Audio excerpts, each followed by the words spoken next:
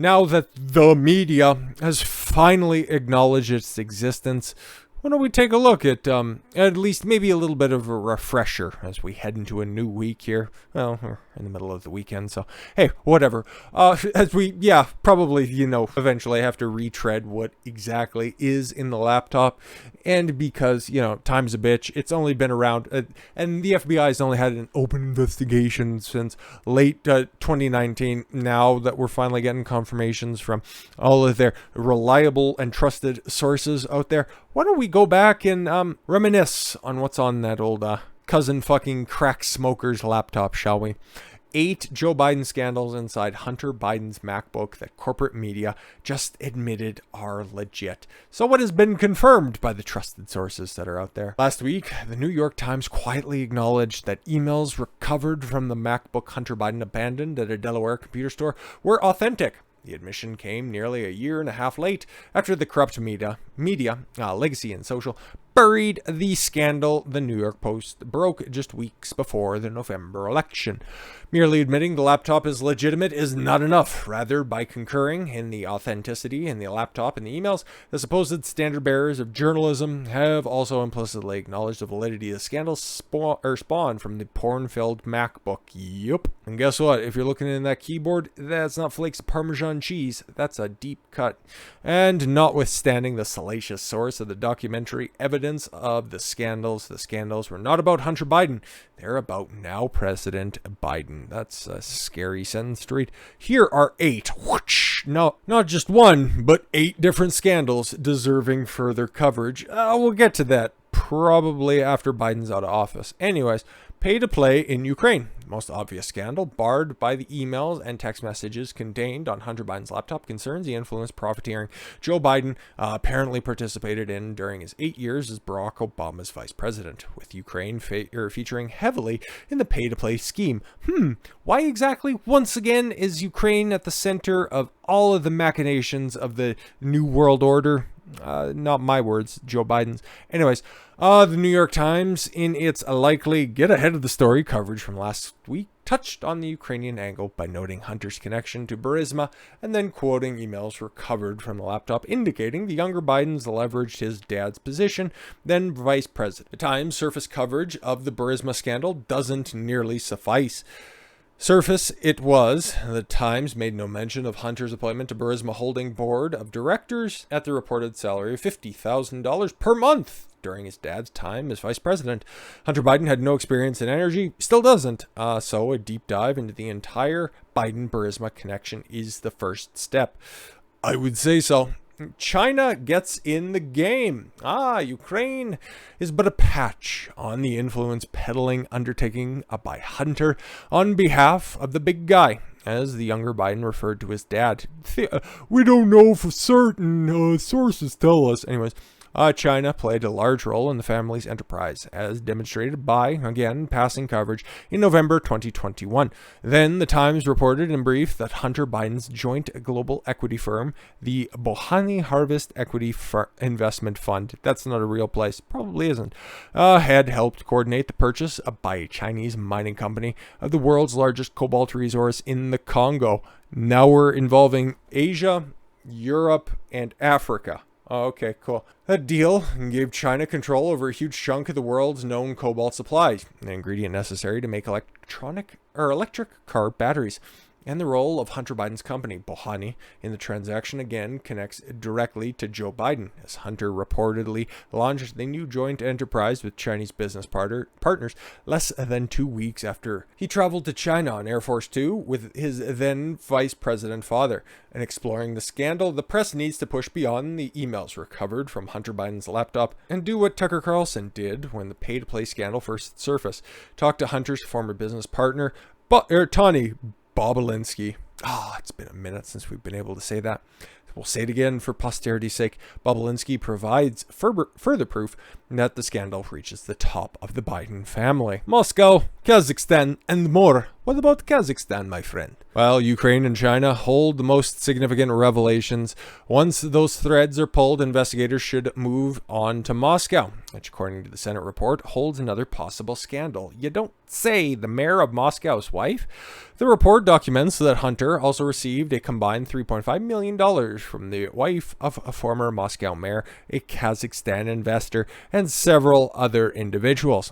After all, there's no reason to think that a person willing to let his son sell access to the Vice President of the United States would close the money train to just a few countries. Why not? If you got the money for it, Joe's got the time for you. Ukraine's firing a prosecutor investigating Burisma. Yeah, that one should be front and center. It really should be, because it's like well documented and well known that Joe did this. Like, he's on tape, like media recordings of him bragging about this, with the elite media now denying coverage of deigning coverage, sorry, my mistake, of Hunter's laptop appropriate. I wonder why they would continue to deny it. They just said that it's real. The public knows the Burisma scandal was real and threatened the spectacularly devastating to the elder Biden.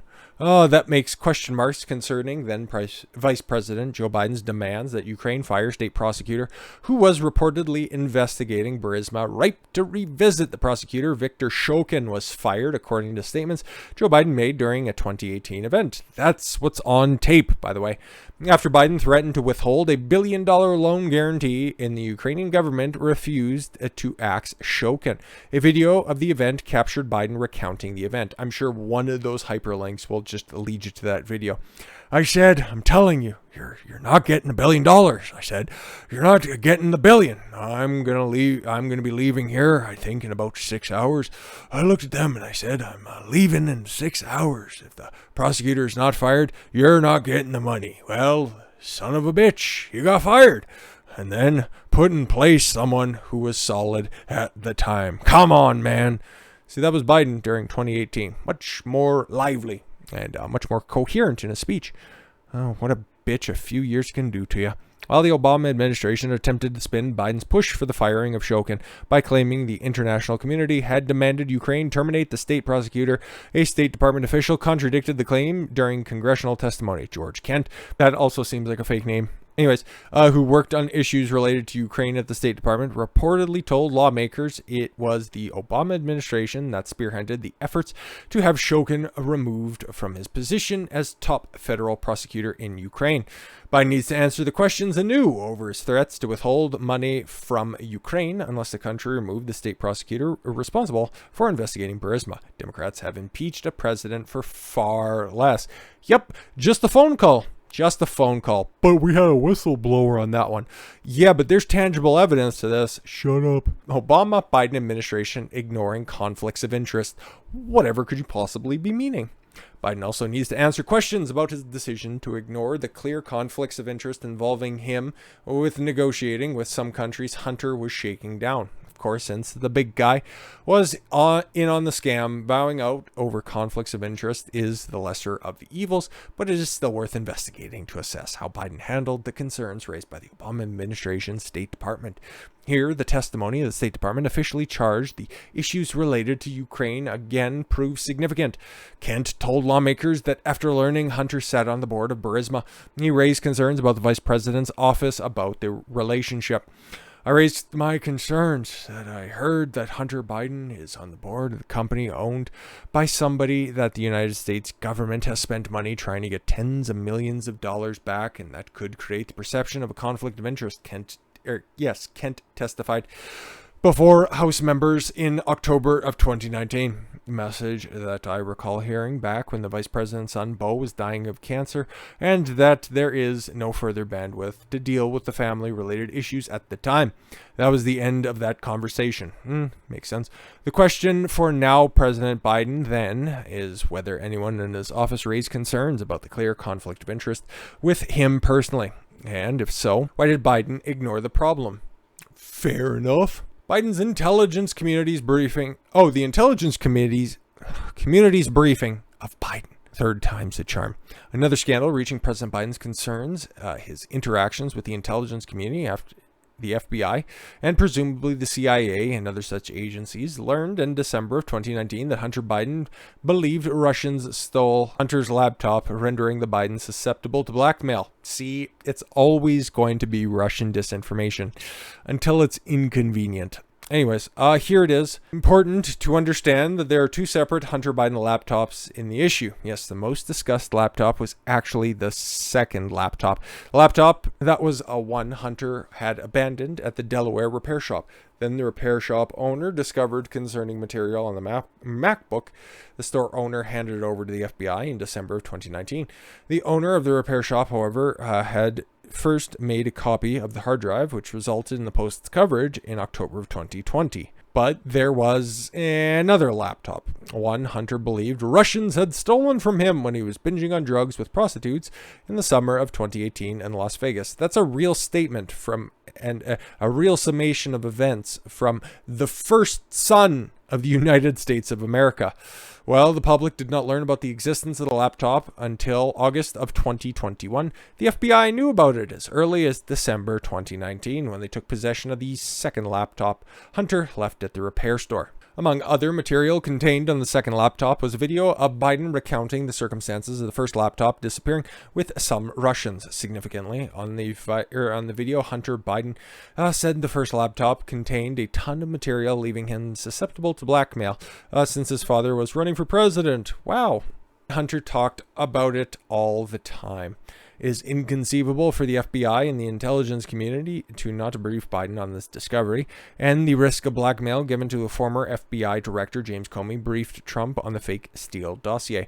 On second thought, is the initial question reporters should ask the president, did the FBI brief you, Mr. President, on the fact that Hunter believed Russians stole the laptop containing compromising information?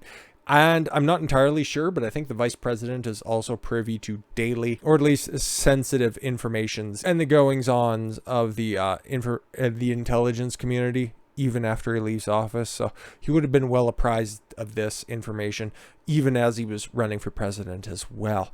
Theoretically. But it's all Russian disinformation, like 50 heads of the intelligence communities and the likes of the Senate from like Mitt Romney also say that there's nothing to see here, right? From there, an inquiring press should investigate. That's even more unlikely than anybody ever pressing him on what was going on with the intelligence community than an inquiring press. I'm like, come on. I guess we're all dealing in hypothetics at this point. To ensure that Biden did not direct the intelligence community to bury the national security risk to protect himself or his son. I'd imagine he'd probably find that there as well. Anyways, possible collusion to interfere in the 2020 election. Nope, it's the most safe and secure election of all time, and I will hear nothing of it. But let's just indulge the author of this article for a second. An honest press should also investigate whether now President Biden or anyone connected to his then presidential campaign pressured reporters, media outlets, or companies such as Twitter or Facebook to censor the Hunter Biden story, which is about 50 former intelligence officials who publicly declared the laptop resembled a Russian disinformation campaign. Something clearly untrue? Was that untrue? Oh, yes, it was. But were you lying about it the entire time? Did Biden's campaign coordinate with those individuals, several of whom had endorsed the Democratic candidate in the release of the letter? What? No, I can hardly believe that conspiracy.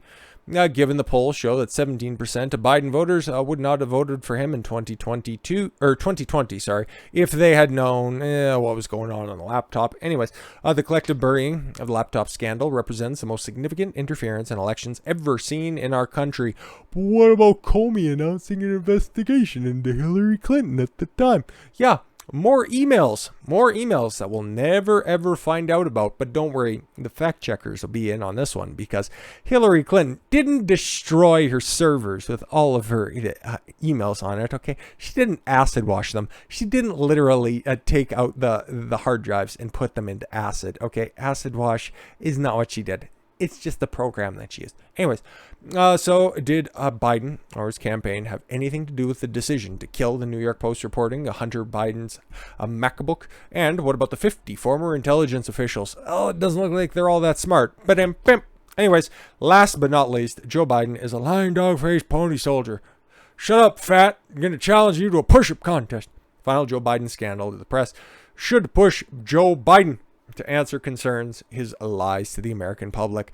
To be fair, though, if he can't remember what he said, is that really a lie? Oh, well, there are too many to count to merit further questioning. First, the media should demand Biden answer for lying to the country when he sees, I have never discussed with my son or my brother or anybody else anything having to do with business, period. That was at the debates, right? The evidence overwhelmingly shows that Biden not only knew about his family business deals, but was also a part of them. Second bold-faced fabrication from Biden came during his pre-election debate with Trump when he raised the laptop, or when Trump raised the laptop from hell. Oh, this is what I remember. When Trump asked Biden if he was saying the laptop was now another Russia hoax, the then Democratic candidate replied, "That's exactly what I told you. Shut up. It's Russian disinformation, and when I get in charge, we're gonna back Ukraine and fight Russians because they're bad." Anyways, unlikely. Biden also countered this with a doozy, which again raises the question of whether Biden had a role in the intelligence official statement. There are 50 former national intelligence folks who said that what he's accusing me of is a Russian plant. It's like a ficus. Anyways, they have said this is all the 5 former heads of the CIA, which are always very trustworthy and definitely don't lie to the American people. Both parties say what he's saying is a bunch of garbage. It was pushed by nobody except for him and his good friend Rudy Giuliani. I remember that. He didn't say Giuliani. He said something like a gibberish. So you can now add the New York Times to Giuliani. That's hurtful.